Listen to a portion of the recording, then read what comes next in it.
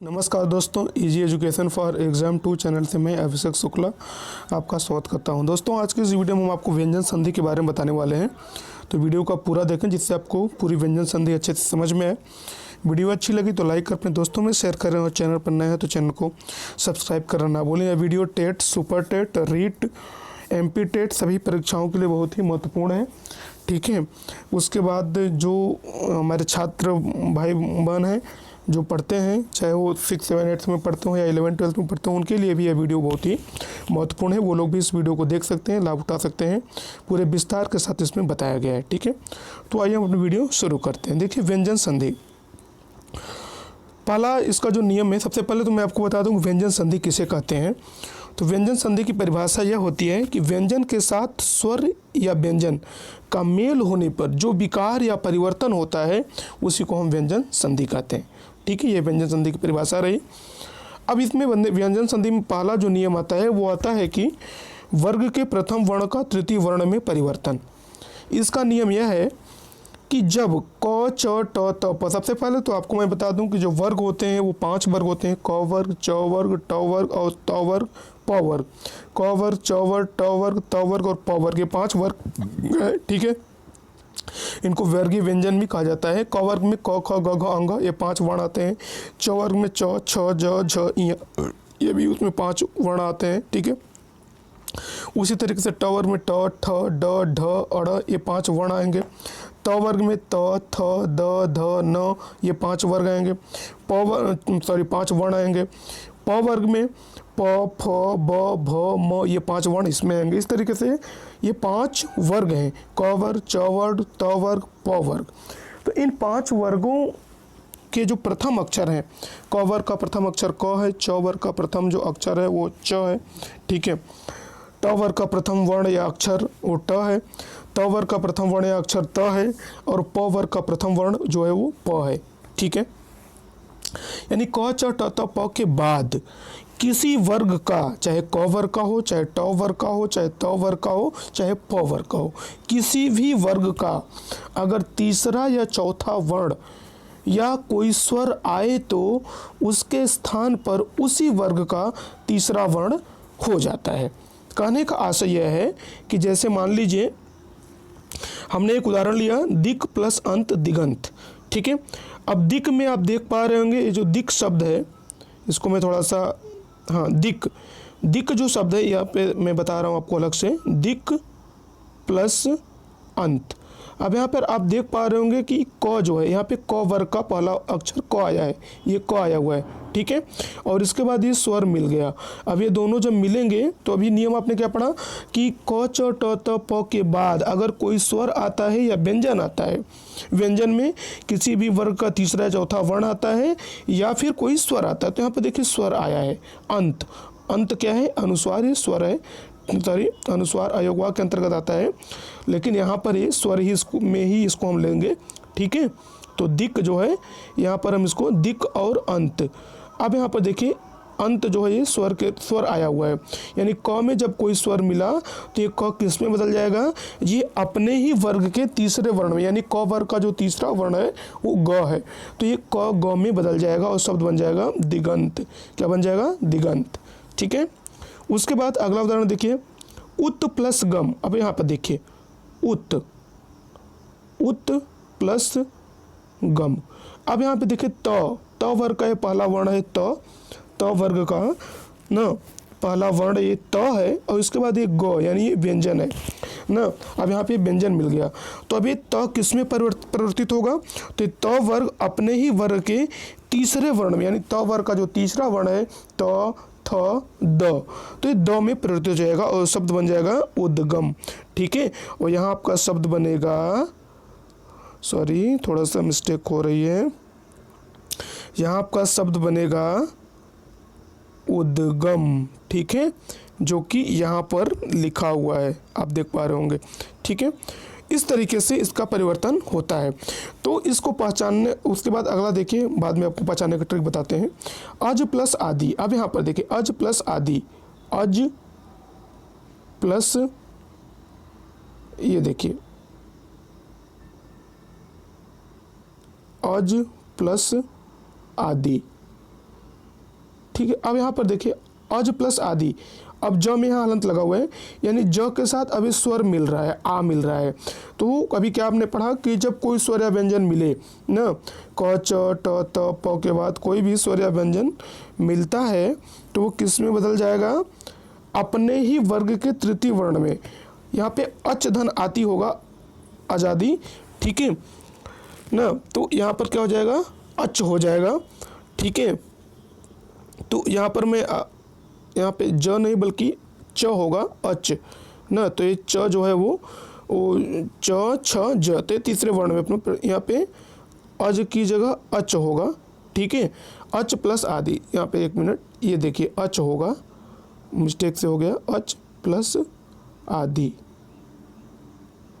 यहाँ पर भी आप जो अज लिखा है ये अच कर लेंगे, ठीक है, ये अच कर लेंगे, अच प्लस आदि। अब ये च जो है ये अपने वर्ग के तीसरे वर्ण में परिवर्तित हो जाएगा और शब्द क्या बन जाएगा, आजादी, आजादी, ठीक है, अच प्लस आदि आजादी। ओके, तो इस तरीके से ये आपका व्यंजन संधि का पहला नियम है।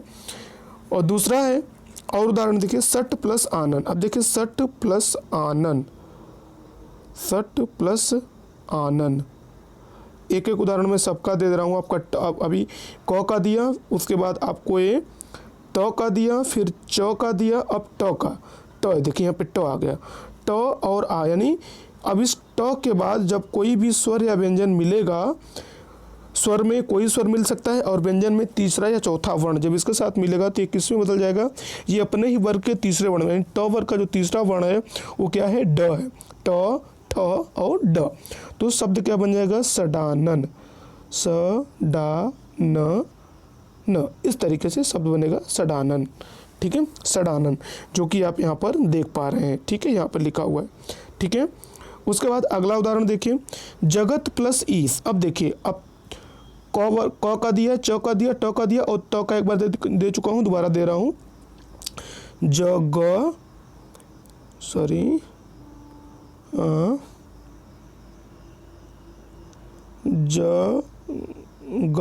प्लस ईस। अब देखिए यहाँ पर त के बाद ये स्वर आ गया, तो ये त किस में परिवर्तित हो जाएगा, अपने ही वर्ग के तीसरे वर्ण में, नहीं, त वर्ग का जो तीसरा वर्ण है वो द है और शब्द बन जाएगा जगदीश, जगदीश, ठीक है, इस तरीके से। उसके बाद अगला है देखिए, तत्भव, तत् प्लस भव, ठीक है। अब यहाँ पर भी देखिए त है, यहाँ पे भ है, तो अब इसके साथ ये भ जो है ये क्या है, प वर्ग का तीसरा वर्ण है, प प फ ब और भ, सॉरी चौथा वर्ण है, तीसरा चौथा में से कोई वर्ण आ सकता है, तो ये चौथा वर्ण है, ठीक है, मिस्टेक से हो गया भ। तो अब यहाँ पे त और भ, तो चौथा वर्ण है, ठीक है। तो यहाँ पर देखिए, अब ये किस में परिवर्तित होगा, त जो है वो अपने वर्ग के तीसरे वर्ण में, यानी त वर्ग का जो तीसरा वर्ण है वो द है, तो यहाँ हो जाएगा त द भ व, तद्भव, ठीक है। तो इस तरीके से इसकी अगर पहचान करनी है, आप परीक्षा में कैसे पहचान करेंगे, तो इसको मैं बता दूं कि जहां पर भी आपको बीच में तीसरा, किसी भी वर्ण का तीसरा अक्षर दिख जाए वहां पर व्यंजन संधि होगी और पहला नियम होगा ना, कि वर्ग के प्रथम वर्ण का तृतीय वर्ण में परिवर्तन, ये पहला नियम होगा।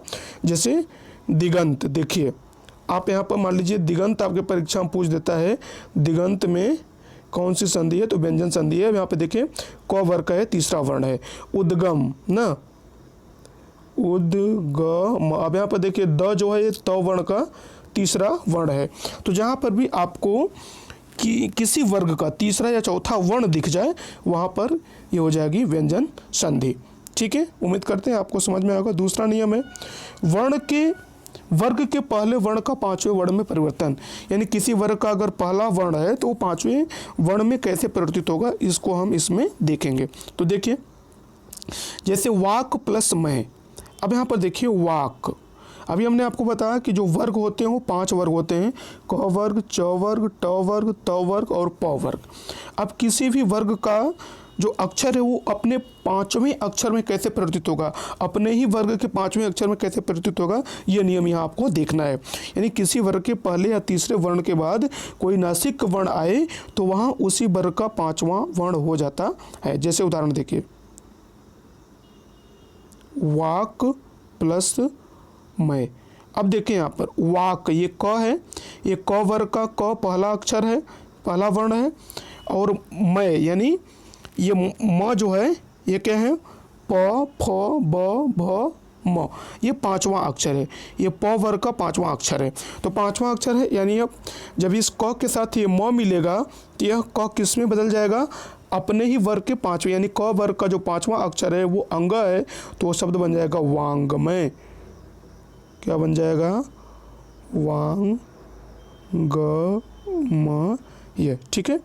इस तरीके से शब्द बन जाएगा वांग्मय, ठीक है। यहाँ पर देख पा रहे होंगे, यहाँ पे लिखा हुआ है, ठीक है, वांग्मय। ओके, तो नियम यहाँ पर क्या है कि जब किसी वर्ग के पहले या तीसरे वर्ण के बाद, अब यहाँ पे देखिए वाक जो है क वर्ग का पहला वर्ण है, अगर यहाँ पे तीसरा वर्ण होता तो भी वही परिवर्तन आता, ठीक है। तो पहले या तीसरे वर्ण के बाद कोई भी नासिक वर्ण आए तो वहाँ उसी वर्ग का पांचवा अक्षर हो जाता है। अगला उदाहरण देखिए, उत प्लस नति, उत प्लस नति। अब इसमें देखिए उत प्लस नति, अब त है, ये त वर्ग का पहला अक्षर है त, और त थ द ध न, और त वर्ग का ही यहाँ पर है पांचवा अक्षर है न। तो अब ये त किस में परिवर्तित हो जाएगा, अपने ही वर्ग के पांचवें अक्षर में, यानी ये पुनः न में हो जाएगा और शब्द बन जाएगा उन्नति। क्या बन जाएगा, उन्नति, ठीक है, क्लियर। आगे चलते हैं, देखिए अगला है सट मास। अब यहाँ पर देखिए सट, अब ये ट जो है ना, ट वर्ग का पहला वर्ण है, ठीक है, ट वर्ग का पहला अक्षर है, वर्ण है। अब इसके बाद यहाँ पर हो जाएगा आपका मास। मास देखिए, जो मास शब्द है ये म है, ये प वर्ग का चौथा वर्ण है, ठीक है, ठीक है, ये प वर्ग का चौथा वर्ण है, प फ ब भ और म, सारी पांचवा वर्ण है, ठीक है, पांचवा वर्ण है। तो यहाँ पर देखिए अब जो पांचवा वर्ण है तो इस ट के साथ जब ये म मिलेगा तो ये क्या बन जाएगा, ये बन जाएगा आपका अड़ में परिवर्तित होगा, ठीक है।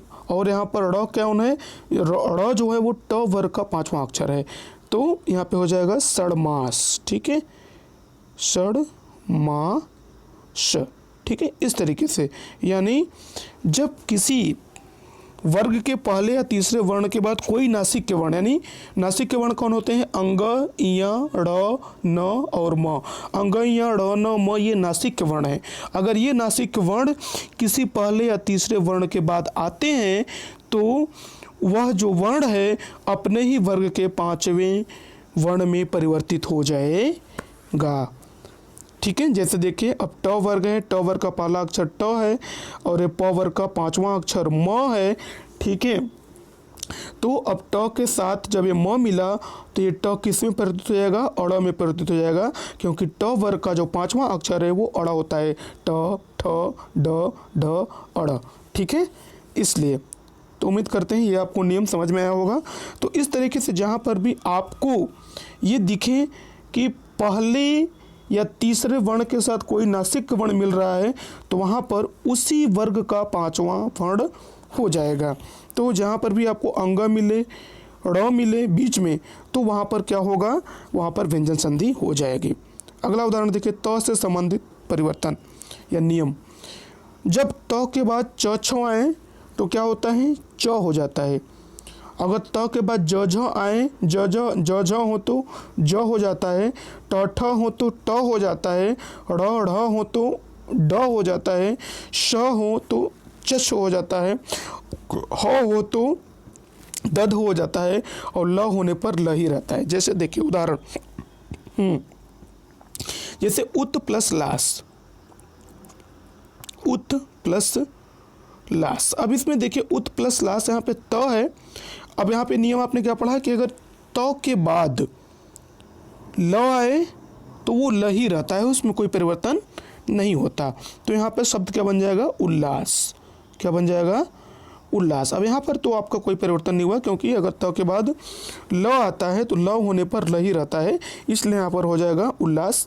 ठीक है, अगला उदाहरण है उत धन हरण। अब यहाँ पर देखिए उत धन हरण, उत प्लस हरण। अब उत हरण में क्या है, अब यहाँ पर देखिए त है, त के साथ ये ह मिल रहा है।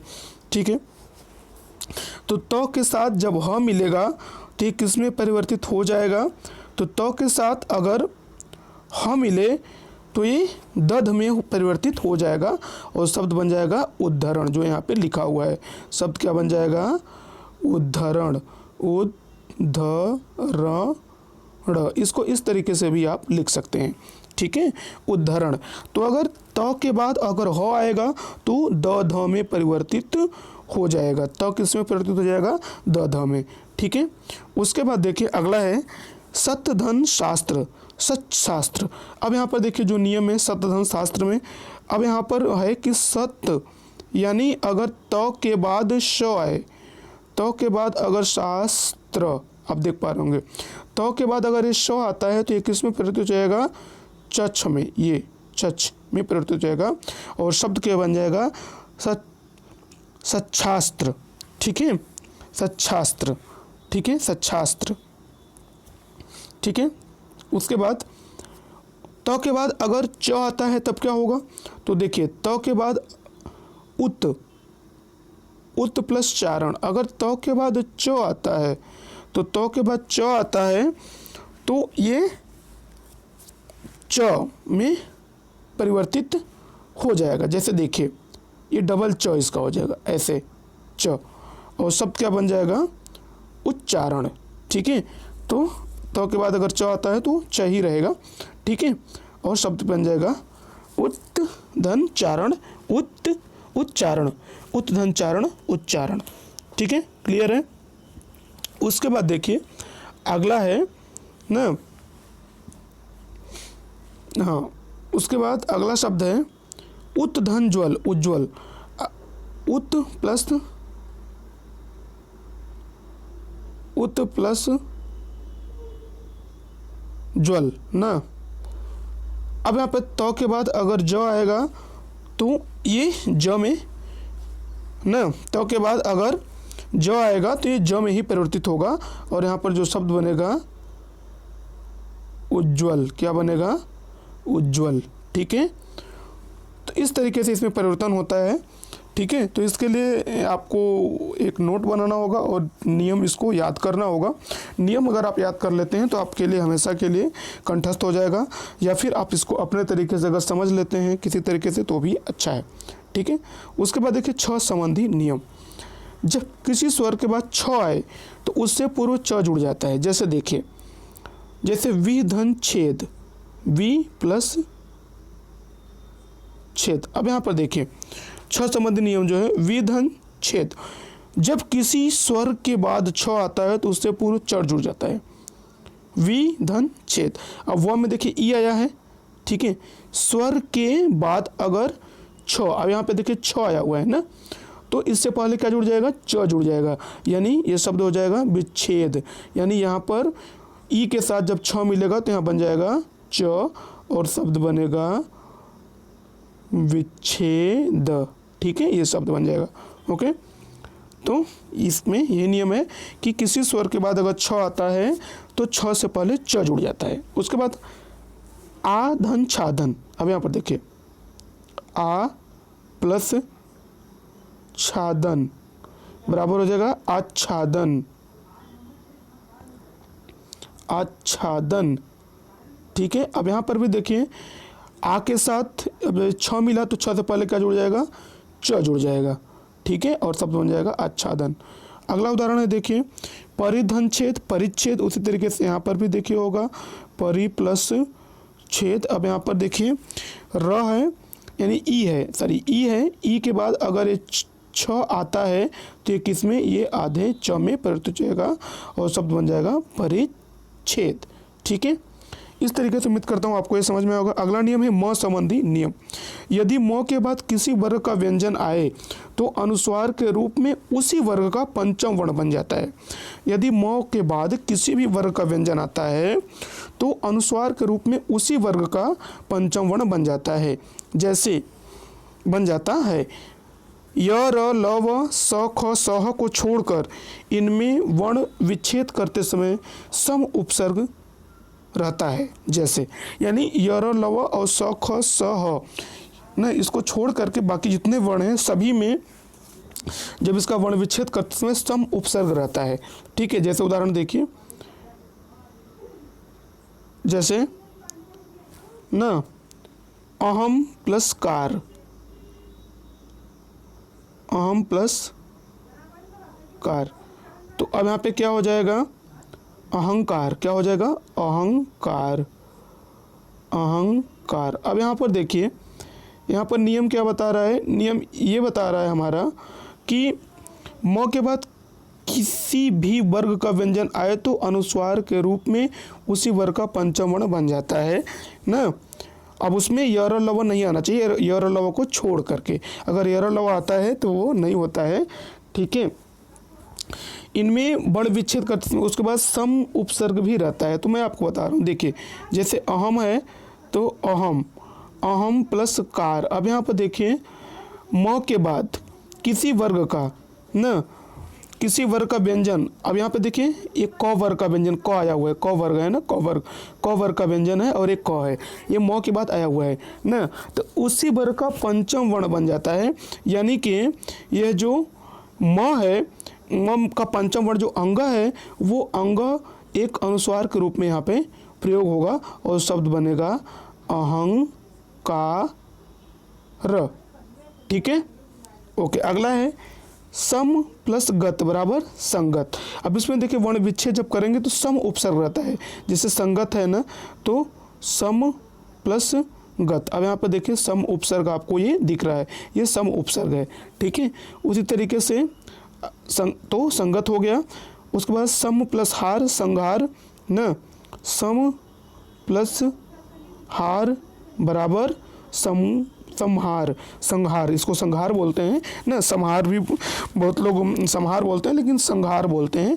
तो यहाँ पर भी जो ये म है ना, ये क्या हो गया, यहाँ पर ह के ऊपर अनुस्वार के रूप में आ गया।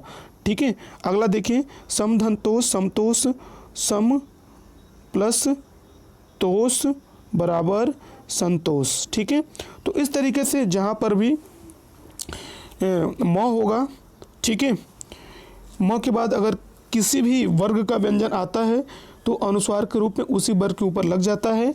और इनमें वर्ण विच्छेद जब करते हैं तो वर्ण विच्छेद करते समय ज़्यादातर शब्दों में सम उपसर्ग लगा रहता है। ठीक है, उसके बाद देखिए अगला नियम, न के स्थान पर ड़ का होना।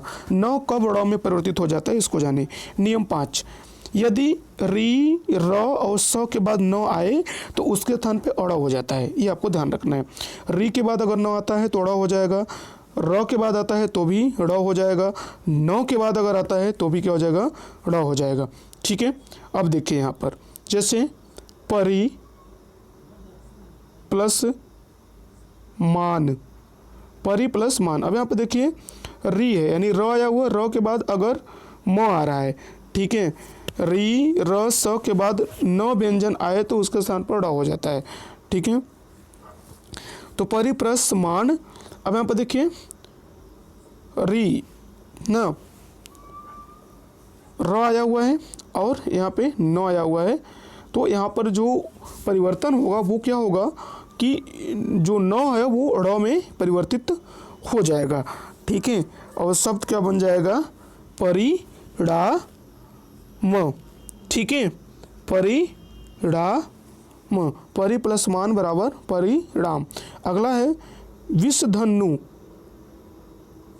विष प्लस नु। अब यहाँ पर देखिए स के बाद क्या आ गया, स के बाद क्या आ गया, न आ गया। अब ये न किस में परिवर्तित हो जाएगा, ये परिवर्तित हो जाएगा ड़ में और शब्द बन जाएगा विष्णु। क्या बन जाएगा, विष्णु। विष्णु यहाँ पर देखिए लिखा हुआ है। ठीक है, तो इस तरीके से ये इसका नियम है। अगला नियम है, देखिए अगला जो नियम है वो अगला नियम है स का स में परिवर्तन। नियम 7, स का समय परिवर्तन। स का समय परिवर्तन कब होता है इसको देखिए। नियम 7 यानी स व्यंजन के पूर्व अ आ के अतिरिक्त कोई भी स्वर आए तो वहाँ स का स हो जाता है। यानी स व्यंजन के बाद अ आ को छोड़कर कोई दूसरा स्वर आता है तो वहाँ पे स का स हो जाता है, यानी स का दंती स का षटकोण स हो जाता है। जैसे देखिए उदाहरण, अभी प्लस सेक। अब यहाँ पर देखिए ना, अब यहाँ पर क्या बोल रहे हैं, स व्यंजन से पूर्व, स व्यंजन से पहले अगर अ आ के अतिरिक्त कोई स्वर आता है। अब यहाँ पर देखिए स व्यंजन से पहले भ में ई स्वर आया हुआ है, ई आया हुआ है, तो ई के साथ जब स मिलेगा तो किस में बदल जाएगा, षटकोण वाले स में बदल जाएगा। ठीक है, तो ये क्या हो जाएगा, अभिषेक। यहाँ पे शब्द बनेगा अभिषेक। ठीक है, उसके बाद देखिए अगला है वी धन सम, वी धन सम। अब यहाँ पर देखिए स से पहले क्या है, ई आ गया, स से पहले ई आ गया तो ई किस में परिवर्तित हो जाएगा, स में परिवर्तित हो जाएगा और शब्द बन जाएगा विषम। ठीक है, जो कि यहाँ पे बना हुआ है। ठीक है, उसके बाद देखिए आगे है निधन से ध। अब देखिए यहाँ पर न में छोटी की मात्रा है प्लस सेध आ गया, तो अब यहाँ पे स आ गया ना, ई के बाद स आ गया तो ये स किस में परिवर्तित हो जाएगा, षटकोण वाले स में, और शब्द बन जाएगा निषेध। ठीक है, उस तरीके से अगला है, इसी तरीके देखिए अगला है सुधन सुप्ति, सु प्लस सुप्ति। अब यहाँ पर देखिए स के बाद स आया हुआ है, यानी ऊ के बाद, यहाँ ऊ के बाद ऊ आया हुआ है। ठीक है, सु ऊ के बाद भी यहाँ स आया हुआ है ना, स है, तो यहाँ पर क्या हो जाएगा, सुसुप्ति। यहाँ पर भी जो शब्द बनेगा उस, तो यहाँ पर भी ये षटकोण का परिवर्तन होगा। ठीक है, तो इस तरीके से उम्मीद करता हूँ आपको ये व्यंजन संधि समझ में आई होगी। और बाकी अगर व्यंजन संधि को आपको समझना है, इसके लिए देखिए विशेष कोई ट्रिक नहीं है। ठीक है, ट्रिक में यही है कि इसका नियम आपको पता होना चाहिए। अगर नियम पता है तो आप बड़े आसानी से इसको कर लेंगे।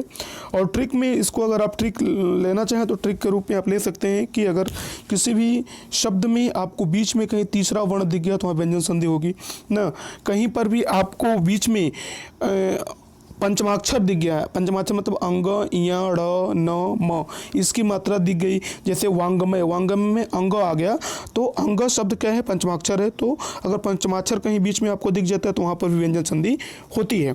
ठीक है, ठीक है, बाकी अहंकार यानी म का, जैसे अहम प्लस कार में क्या हो गया कि म जो है अनुस्वार में बदल जाता है। ठीक है, संबंध यहाँ पर भी म जो है वो अनुस्वार के रूप में बदल जाता है। तो इस तरीके से आप इसके नियम को याद करें, तभी आप इसको अच्छे से समझ पाएंगे। तो उम्मीद करते हैं आपको समझ में आई होगी। मिलते हैं अगली वीडियो में। जय हिंद, जय भारत।